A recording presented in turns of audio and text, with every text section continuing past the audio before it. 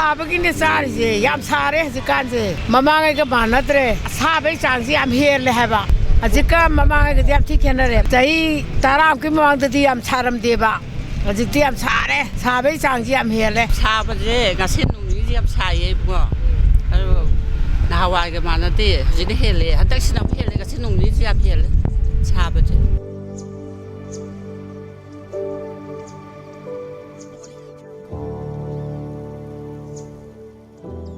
Manipur yauna leba asigi mafam kayada heatwave lakpagi chaitheng miyamna thengnari Maharashtra da nongsa ka hena sabana maram oiraga heat stroke tawbadagi miyoi 13 lekhidre leba asigi nongpok thangba saruktasu maru oina Ganges Bihar Sikkim Andhra Pradesh Orissa amadi Jharkhand da heatwave ki fibam haibadi sabagi fibam lakliba numit khara sida hengalakani haina Indian Meteorological Department IMD na warning tawkre Tripura da su school sing thingjin kre Manipur da su sabagi maichaga si miyamna khangnari 34 degrees normal ni sei kuding 34 sina quite saba aina na lauragadi heat wave sina kari line haida 34 se suddenly khangu hudana 39 40 europe ne hafta manung na taran minini humni manung da maximum 34 degree leiro se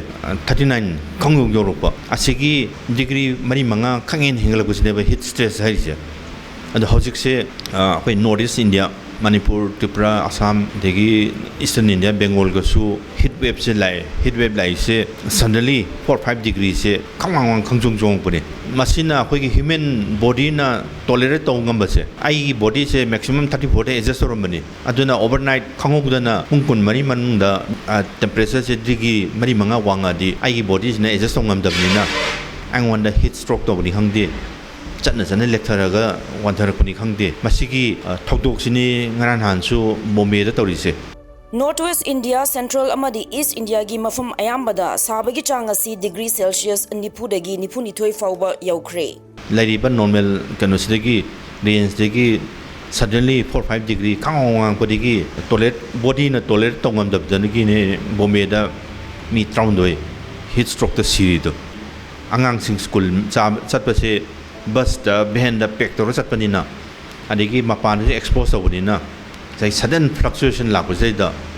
heat stroke toraga angang sing da tainer kadra hana pakat pedegi ni United Nations ki Intergovernmental Panel on Climate Change ki latest report ki matung inna 2030 fawada coal mai thaba oil gas amadi fossil fuel singdagi thokpa maikhu habdi emission asi malem gi oina chadi yankhai da hantadrabadi malem gi oina asabagi chang asi degree Celsius ahum fawba henglakani hairi climate change ki impact akoina akoida kham ngamdum lai se khona sabi sang se sum henglak tar chahi leiriba chahi kunthra sigi train me mukan da khigi nungdang gi temperature night temperature gi minimum temperature henglawi sang se hengal ena khoi science na hare leire masda khoina ahing da tumang wasalakpa adagi daytime da su ma kai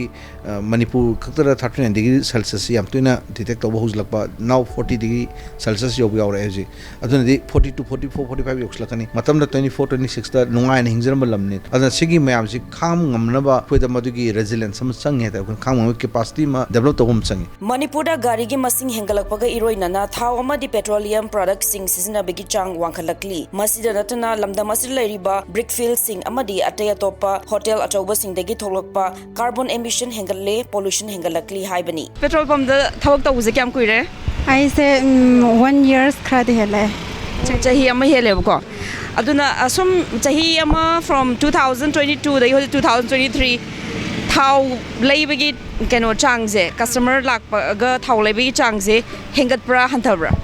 sida di yam toine la gari sham kunge ba gari machine yam ko yam badi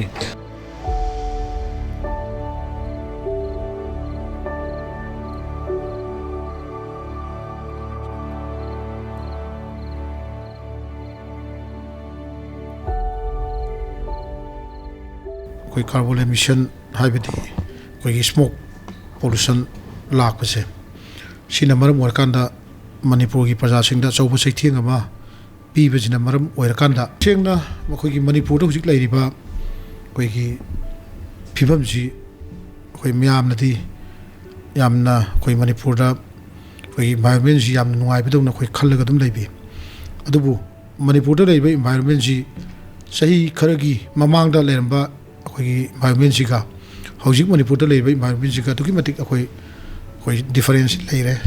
akoi Manipur laiba brick fin singba mayam singsi akhoi magi adugumba brick fin da akhoina magi semi singsi magi high awang bachi yogdaba semi singsi da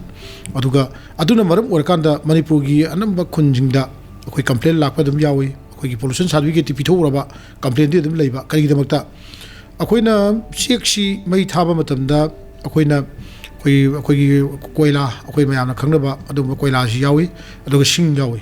ado singna thabadadi magi akhoi mai ji thado ba matungda akhoi kali je yam kana thokte adu koila na thaba matamdadi koila akhoi gi yamna tholai koila na thaba matamdadi akhoi mai khu ji yamna muna adu ki matik yamna thoi Pekloba Manipur asina malemgi oiba climate change asi karamna thengnagani intervention ama PVR is climate resilient intervention every sector means say yum construction yum construction green building concept introduce stories green buildings through all the building circulate lane adumba concept architectural to light yamna sina the architectural to madu cool down to sun sen okay numit si nung pokti thoraga nung chu ta duini madu rotations de kamdona cool down the thamga double wall to culture adagi thaina halaman to leirang taraga toramba sumba green building concept adagi asmai to dana khoi green set mayam khona develop to hona ba adagi se school da khoi se ngarang nan hip we ku ya so we isu mu thore khoi si sabi cha hengale adu school da anga sing like to ring kan ma si khamu mo dine di classroom da anga ni fu yang se le ram dine mo khoi gi dum sabi hengalam adu di ngatang nongsu damna khoi watering system thami gumba se building whole buildings da ising khara thadarga thambagi ising du cycling tawraga thambagi adum concept ma create to gumba adu gi cool down to honbagi structure se le ram ko da smai to na khoi gi yamna high fi technology na tabida yam locally adapt to badumba akhoi gi thought khara intervention khara masre akhoi interest to badar kale maru na khwai luri this stage da akhoi gi swaina private sector da work to bi kambu sing sigi natraga na akhoi gi labor force ma'am sing sigi natraga livelihood the work to sing sigi moi de time do work to rutin de time nung sara thoga work to sing ngam da pattern so yaw ni moi ji adana shift to ni moi si working culture je suppose labor hare sunu pattern mo tar pattern ji da de time the moi sunu ha bang amore bi moi nung dang no ni sunu ja haije ga her kan ko then we hold the work system si night time doing to ge cool down to kan to ga her kan moi ji adu kan the whole society ki practice some change to ne ko society reform to ga dire ko society social crisis to or social gi changes to kan la ahum ba sobula kan da ko na madu face to ngona law and law gi enforcement to ba sum jo ko da chang consequence me am ko la kan her ko adan highly me am sing se equina concept the workforce me ama stakeholder different stakeholder create to bi kan da lor me euro mineraga school makta hare sum sabe hengla kan da oja sing train pi kan la oja sing kam dong therapy pi ni khuda gi facet kam dong pi ni kai bi oja training tawraga sumba climate activist oja khando ga thamba voluntarily work to bi na ba Experts in Natakki Bagum climate change asi thenganaba mitigation amadi adaptation approach lokhat patangai fadre karam dona toropona amadi kam dona fan gade haibigi issues um lakwa da khona approach ani ne khina ne je mitigation approach amadi adaptation approach mitigation approach di madugi puthorei be gas me am phattaba akhigi makhal element me am singsi puthoktar kan de khona ngasai globe the atmosphere change hoji farak to ne bako multiple reactions farak to ne ba greenhouse gas ka hariba adi carbon dioxide ka hariba me am singi thadoktar kan da mai composition ji kitang retrieve to khali farak ne habi wakhal lo ne ba then adu thadu handa ba gas phattaba gas man thadokta ba khoi sabe hengana na begi adu greenhouse gas thadokta bismi ne khona mitigation approach je leiba non development countries sing le isi the adaptation approach ne wang sapum chang mo khoi akhoi si developmental process to the fuel puthoiba the energy mayam puthoiba sing je khoi lab si development lab se khoi mu akhoi prithibi gi counting di auro idene khoi da aduna akhoi di development process lab di sunga de khoi live fact consequences mayam si khang kan de khoi na masi adaptation gi samina na gi kaino saba hingle na khoi hingdu jaroi sagle sisiga mother oriba ohong mayam se himinum change be ngonda aduna madu himinu adaptation gi education se khoi am tar college aduna yam resilient ohen buma khoi da chang bai tar adugi process tani khoi na sagi traditional knowledge haidi thaina degi indigenous knowledge ama lera kanda si kamdona ahlaman singna leigibe ancestors singsina part kamdon kalami ching kamdon kalami umang kamai le minarami ma kamai hingminarki turen kamai nga tharmi ka ji akhona khangminara kanda madugi traditional knowledge mak ngasidi apply to ba yadaba mayam yore hujikti adugu khangjin dabdi ade traditional knowledge ngasi apply to adu modern science insert to dine ba aduna modern science ka traditional knowledge and blend to kanda akhoni hing adaptation ki approach live ho hele ba khoida akhona sabase sum hengale ko like heat waves has hit the country Manipur jam sagale atobalam dadi school chuti bawa kano tharabne ba ko Tripura daga dagi Maharashtra dagi mi si ba su yaure do akhoi global warming je sum hengala kani hai adu what should we do then gari sum sing dum yamna hengale masadi so dagi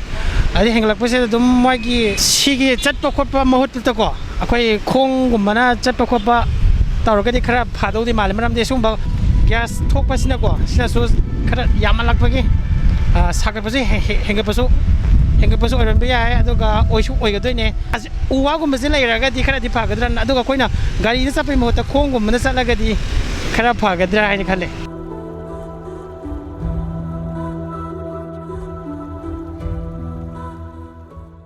UN 2021 degi chahi taragi decay on ecosystem restoration na kanna thaba ma paikali masi kari sunate akhoi gi sidariba umang adegi pat turen chingje mahausa dawna hingalan da bayate maramdi ai ngasa gi balance umang na adegi pat turen sina automatic phatabada mateng pangi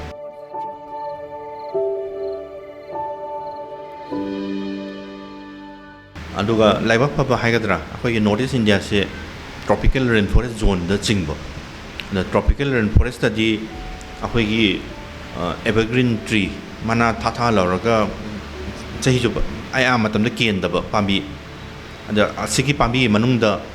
ficus ki kangbu haidi khongnang gumba thaibong gumba masigi kangbu se andiga akhoi gi hairangoi kai mana je tha lauraga sangaga aya matam da kendana leiba pambi singje masi kangbu singjisu akhoi gi hojiki carbon chupsan mangamba variety da yam afa oiba aduna akhoi gi somdadi awang no poktadi akhoina scientifically maram do khangam draga su laiba phaba mana akhoi gi ningthau palamba singsina khongnang singje maramam natra maramam degi soroma panda torema panda khongnang singje yam tharameba science ki kanodi explanation di khangdaba aduga phai di magi traditional wisdom di khangbo adu hojik science na explain to rakanda di khongnang hariba khongnang da makhanani benen habam lare adigi people habam lare alloina ficus kangbu ni adu makhoi se carbon ji chipsalaga oxygen thadokbada yamna magun leba pambi haitare maru oina sabe henkalaiba torbi mayam sigiso praja mayam na so kitang khandabiraga koigi uwa marang kaina kitang tharaga season situation na koigi kaino se ainga sagi khalsi kaidana ba haitare ko masi kitang hona bin si haina su mayam da maina haijani khunai asigi karamba sector gi mioi singna climate change ki chaithing asi khwaidigi henna thengnari bage nongsa saba hengalakpa asina angang mahiroi sing ahaloiba sing sasal amadi economy gi activity da su yamna chawba impact piri Central Lengang na leba asigi state singda heat wave ki condition asina nongmagi sujan nomjaduna hingzariba mioi singda chaithing piriba si hantanaba khongtang paikhatnaba pauktak pikre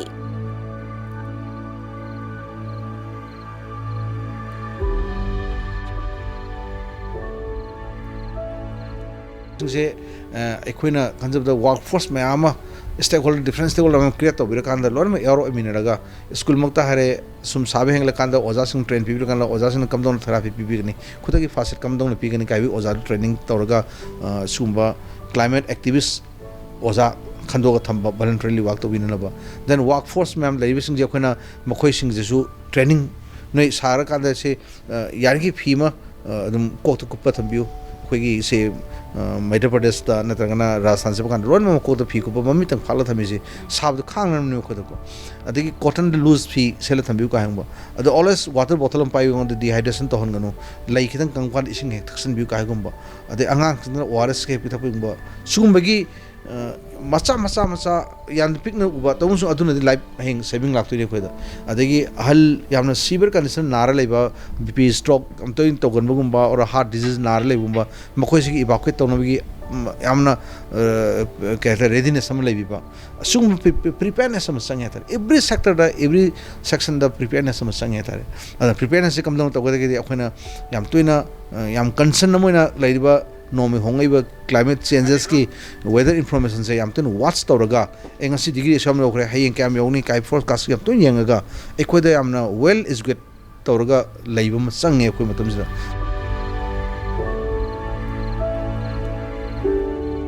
사바이 장제 거기 그 하니 юм다 라이라주 라이방암다바 아데 스마이 차톡 차신 tawbada주 항디 얌 행깔레 사바제 스마이나 차톡 보면 땀다디 크라보 항디 юм다 라이라디 수봉 감제 사바이 장 행갈락바지나 인장 나피 라북다 인골다 타에 포세 아마타 파보 이드레 뜬 강장 깔레 아거 이제 시범 그 시범 항아라 보인다